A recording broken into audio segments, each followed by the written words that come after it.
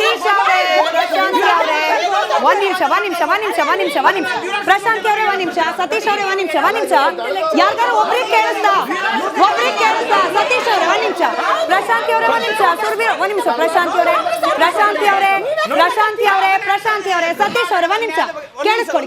ಯಾರಿಗಾರು ಕೇಳಿಸ್ತಾ? ಇವ್ರಿಬ್ರು ಮಾತಾಡಿದ್ದು ಕೇಳಿಸ್ತಾ ಸರ್? ನಿಮ್ಗೂ ಹೇಳ್ತಿದ್ದೀನಿ, ಸಹನೆ ವಿಷಯ. ಒಂದ್ ನಿಮಿಷ.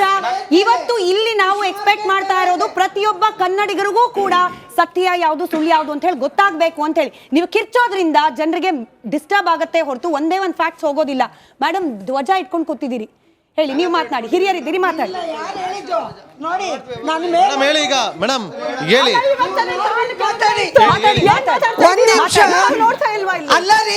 ಒಳ್ಳೆ ಸ್ಟೇಜ್ ನಿಮ್ಗೆ ಕೊಟ್ಟಿರೋದು ಏನಕ್ಕೆ ಬಂದಿರೋ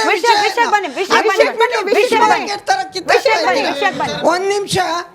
60 ವರ್ಷದಿಂದ ಏನ್ರಿ ಮಾಡಿದ್ದಾರೆ ಅವರು? ಇವಾಗ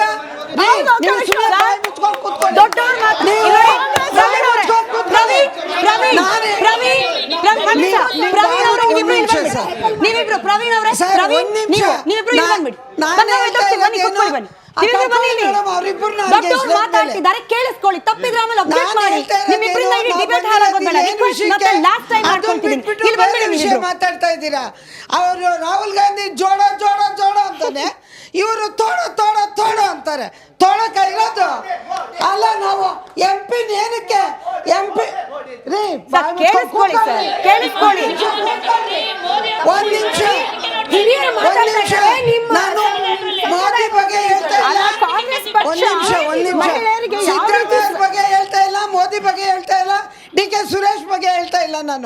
ನಾವು ಹೇಳ್ತಾ ಇರೋದು ನಮ್ಮ ಭಾರತ ಯಾಕೆ ತೋಡ್ಬೇಕು? ನಾವು ತೋಡೋದಿಲ್ಲ, ನಾವು ತೋಡಕ್ ಬಿಡೋದು ಇಲ್ಲ. ಯಾರಪ್ಪನ ಮನೆದು ಅಲ್ಲ ತೋಡಕ್ಕೆ. ಇನ್ನೊಂದು ಹೇಳ್ಬೇಕಂದ್ರೆ, ಅವರು ಒಂದು ಒಟ್ಟು ಕುಟುಂಬದಲ್ಲಿದ್ರೆ ಇದು ನಾವು ವಿಭಾಗ ಮಾಡೋದಕ್ಕೆ ಒಪ್ಪಲ್ಲ ಯಾರನ್ನು, ಗೊತ್ತಾಯ್ತಾ? ಅದೊಂದು ವಿಷಯ ತಿಳ್ಕೊಳ್ಳಿ. ಮತ್ತೆ ಇವಾಗ ಒಳ್ಳೆ ಹೆಂಗೆ ಒಬ್ಬರು ಮಾತಾಡಕ್ ಬಿಡ್ದಲೆ ಓ ಅಂತ ಬಾಬಾ ಅಂತ ಜಗಳಕ್ಕೆ ಬರ್ತಾರೆ. ನಾವು ಒಬ್ಬೊಬ್ರು ಮಾತಾಡಿ, ನೀವು ಮಾತಾಡಿ, ಕರೆಕ್ಟಾಗಿ ನ್ಯಾಯ ಮಾತಾಡಿ, ಯಾರೂ ಆಗ್ಲಿ ನ್ಯಾಯ ಮಾತಾಡಬೇಕು. ಅಲ್ಲ ಮೇಡಮ್, ಇವಾಗ ನಮಸ್ಕಾರ ಬಂದ್ಬಿಟ್ಟು ಕನ್ನಡಿಗರ ಹೆಮ್ಮೆಯಿಂದ ಮಾತಾಡಿದ್ದಾರೆ ಅವರು. ಯಾಕಂದರೆ ಅವರು ಮಾರ್ಮಿಕವಾಗಿ ಕನ್ನಡಿಗರ ಪರವಾಗಿ, ಕರ್ನಾಟಕದ ಪರವಾಗಿ ಒಂದು ಧ್ವನಿ ಎತ್ತಿದ್ದಾರೆ. ಹಾಗಾಗಿ ಅದು ಅವ್ರಿಗೆ ಒಂದೇನಂದರೆ ಎಲ್ಲ ಜೋಡಣೆ ಮಾಡೋದು ಉದ್ದೇಶ ಇರ್ತದೆ, ಆದರೆ ಮಾರ್ಮಿಕವಾಗಿ ಪ್ರಶ್ನೆಯನ್ನು ಕೇಳುವಂಥ ಹಕ್ಕು ಅವರಾಗಿರ್ತದೆ. ಹೌದು, ಕನ್ನಡಿಗರ ಪರವಾಗಿ ಕುಮಾರಸ್ವಾಮಿ ಥ್ಯಾಂಕ್ಸ್ ಸರ್. ಕನಕಪುರದಿಂದ ಮಾತಾಡ್ತೀನಿ.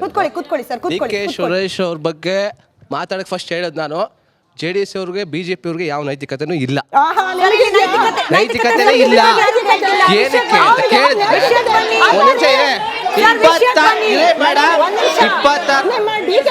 ಸರ್, ವಿಚಾರ 26 ಸಂಸದರಲ್ಲಿ ಅದ್ರ ಒಬ್ರು ಕಡೆಗಳ ಬಗ್ಗೆ ಧ್ವನಿ ಎತ್ತವ್ರೆ. ಇವ್ರಿಗೆ ಯಾಕೆ ಸಹಿಸಾಕೈತಲ್ಲ ನೋಡಿ ಸರ್. ಈಗ ಅನ್ಯಾಯ ಅನ್ನೋದ್ರ ಬಗ್ಗೆ ಇದೆಯಲ್ಲ, ಅದ್ರ ಬಗ್ಗೆ ಯಾರು ಕೂಡ ಇದು ಮಾಡ್ತಿಲ್ಲ, ಪ್ರಶ್ನೆ ಮಾಡ್ತಾ ಇದ್ದಾರೆ. ಪ್ರತ್ಯೇಕ ವಿಚಾರ ಇದೆಯಲ್ಲ, ಅದು ತಪ್ಪು ಅನ್ನೋದು ನಮ್ಮ ವಾದ. ಕೇಳಿಸ್ಕೊಳ್ಳಿ ಸರ್, ಮೈಕ್ ನಿಮ್ಮ ಹತ್ರ ಕೊಡ್ತಾ ಇರೋದು ಕರ್ನಾಟಕದ ಒಂದ್ ನಿಮಿಷ. ಪ್ರಶಾಂತಿ ಅವರೇ, ಕರ್ನಾಟಕದ ಒಬ್ಬ ಪ್ರಜೆಯಾಗಿ ನೀವೆಲ್ಲರೂ ಮಾತನಾಡ್ತೀರಿ ಅಂತ ಹೇಳಿ ಗೌರವಯುತವಾಗಿ ನಿಮ್ಮನ್ನು ಕರ್ಸ್ಕೊಂಡಿದ್ವಿ. ಯಾರ ಬಗ್ಗೆ ಯಾರು ಸರ್ಟಿಫಿಕೇಟ್ ಕೊಡೋದು ಬೇಡ. ಇಲ್ಲಿ ಯಾರು ಸರ್ಟಿಫಿಕೇಟ್ ಕೇಳ್ತಾನೂ ಇಲ್ಲ, ಯಾರಿಗೂ ಬೇಕಾಗೂ ಇಲ್ಲ. ನಿಮ್ಮದೇನ್ ಪ್ರಶ್ನೆ ಇದೆ ಅದನ್ನ ಕೇಳಿ. ಇಲ್ಲಿ 4 ಜನ ಇದ್ದಾರೆ, ಉತ್ತರಿಸ್ತಾರೆ. ಪ್ರಶ್ನೆ ಸರ್ಟಿಫಿಕೇಟ್ ಎಲ್ಲ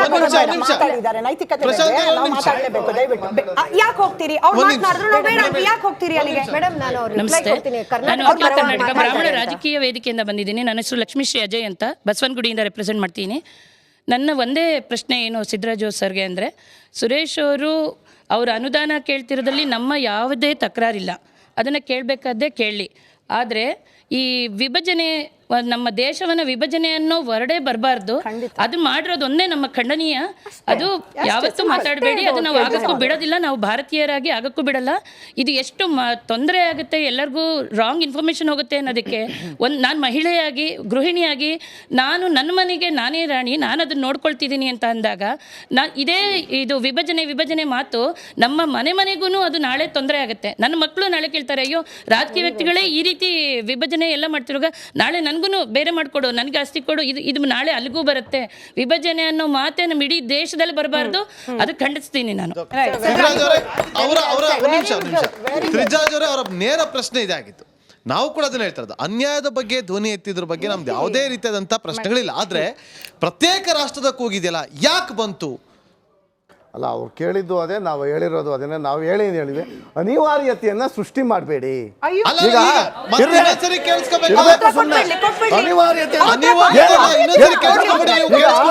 ಕಸ ಗುಡ್ಸೋರಿಗೆ ರಾಜ್ಯದ ಮುಖ್ಯಮಂತ್ರಿ ಮಾಡಿದ್ರೆ ಏನಾಯ್ತು ಕತೆ? ಅಲ್ಲ, ಕಸ ಗುಡ್ಸೋರ್ನ ತಂದು ರಾಜ್ಯದ ಮುಖ್ಯಮಂತ್ರಿ ಮಾಡಿದ್ರು ಜನ ಏನಾಯ್ತು?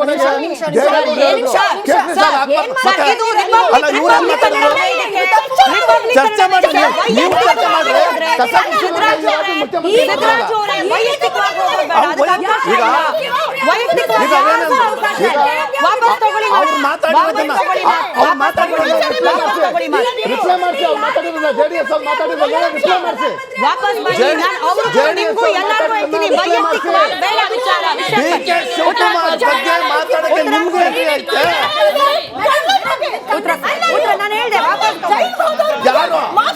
ಕುಮಾರಸ್ವಾಮಿಗಿಂತ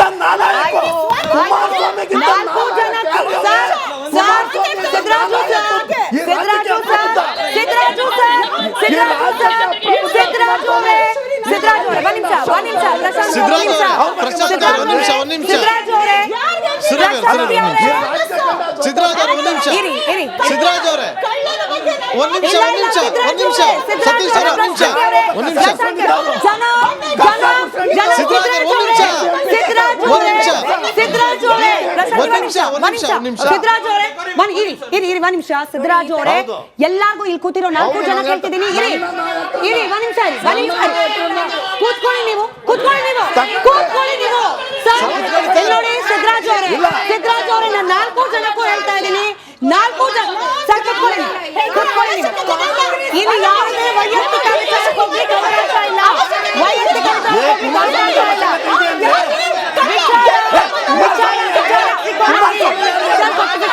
ಪ್ರಶಾಂತಿ ಅವರೇ, ಸಾಕು ನಿಲ್ಸಿ, ಸಾಕು. ಕೂತ್ಕೊಳ್ಳಿ ಸರ್, ನೀವು ಕೂತ್ಕೊಳ್ಳಿ. ಸುರಭಿ ಒಂದ್ ನಿಮಿಷ. ನಾನಿಲ್ಲಿ ಡಿಬೇಟ್ ಅಲ್ಲಿ ಚರ್ಚೆ ಮಾಡೋದ್ಕಿಂತ, ವಿಚಾರಗಳ ಬಗ್ಗೆ ಪ್ರಸ್ತಾಪ ಮಾಡೋದ್ಕಿಂತ, ನಿಮ್ 4 ಜನಕ್ಕೂ ಇದು ಡಿಬೇಟು, ಜನ ನೋಡ್ತಿದ್ದಾರೆ. ನಿಮ್ ಲ್ಯಾಂಗ್ವೇಜ್ ಬಗ್ಗೆ ಕಂಟ್ರೋಲ್ ಇಟ್ಕೊಳ್ಳಿ ದಯವಿಟ್ಟು. ಬೇಡ ಸರ್, ದಯವಿಟ್ಟು ಬೇಡ. ಇಲ್ಲಿ ಯಾರ ಸರ್ಟಿಫಿಕೇಟ್ ಯಾರು ಕೇಳ್ತಾ ಇಲ್ಲ. ನಿಮ್ ಭಾಷೆ 4 ಜನಕ್ಕೂ ಸತೀಶ್ ಅವ್ರು ಮಾತಾಡಿಲ್ಲ. ಸರಿ, ಜನ ನೋಡ್ತಿದ್ದಾರೆ. ನಿಮ್ಮ ಭಾಷೆ, ನಿಮ್ಮ ಸಂಸ್ಕೃತಿಯನ್ನ ತೋರಿಸುತ್ತೆ. ತಾಳ್ಮೆ ಇರ್ಲಿ. ವಿಷಯ ಬೈದ್ರಿ ಈ ತರ ಯಾರು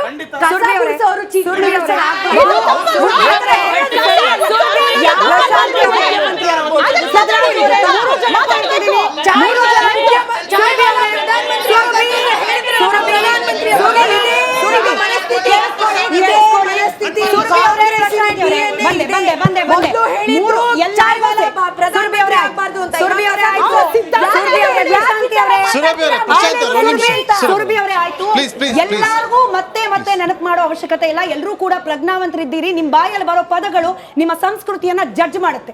ನೋಡ್ತಿರೋ ಜನ, ಇಲ್ಲಿ ಕೂತಿರೋ ಜನ ನಿಮ್ಮ ಸಂಸ್ಕೃತಿಯನ್ನ ಜಡ್ಜ್ ಮಾಡ್ತಾರೆ. ಅದಷ್ಟನ್ನು ತಲೆಯಲ್ಲಿ ಇಟ್ಕೊಳ್ಳಿ. ಸತೀಶ್ ಅವ್ರು ಚರ್ಚೆ ಸಂವಾದ ಅಂತ ಬಂದಾಗ ಅದರ ಅತಿರೇಕಕ್ಕೆ ಹೋದಾಗ್ಲೂ ಕೂಡ ಒಂದು ಡೆಕೋರಮ್ ಅನ್ನುವಂಥದ್ದು ಇರುತ್ತೆ. ಅದನ್ನು ನಾವೆಲ್ಲರೂ ಕೂಡ ಪಾಲಿಸ್ಬೇಕಂತ ಹೇಳ್ತಾ, ಸಿದ್ದರಾಜ್ ಅವರ ಮಾತನ್ನ ನಾಲಾಯಕ್ ಅನ್ನುವಂಥ ಪದ ಆಗಿರ್ಬೋದು ಅಥವಾ ಬೇರೆ ಎಲ್ಲ ಪದಗಳನ್ನು ವಾಪಸ್ ತಗೋಬೇಕು ಅನ್ನೋದಾದ್ರೆ, ಯಾವುದೇ ಒಬ್ಬ ವ್ಯಕ್ತಿ ಆಗಿರ್ಬೋದು, ಯಾವುದೇ ಒಂದು ಉನ್ನತ ಹುದ್ದೆಗೆ ಹೋದಾಗ ಅವರ ಬಣ್ಣ, ಅವರ ವೃತ್ತಿ ಅದನ್ನು ನೋಡಿ ಖಂಡಿತ ನಾವು ಅವಹೇಳನ ಮಾಡಬಾರ್ದು. ಅಟ್ ದ ಸೇಮ್ ಟೈಮ್ ಇವರು ಹೇಳಿದಂಥ ಪದ ಖಂಡಿತ ತಪ್ಪು ಅನ್ನೋದಾದ್ರೆ, ಇವತ್ತು ಒಬ್ಬ ಜನತೆ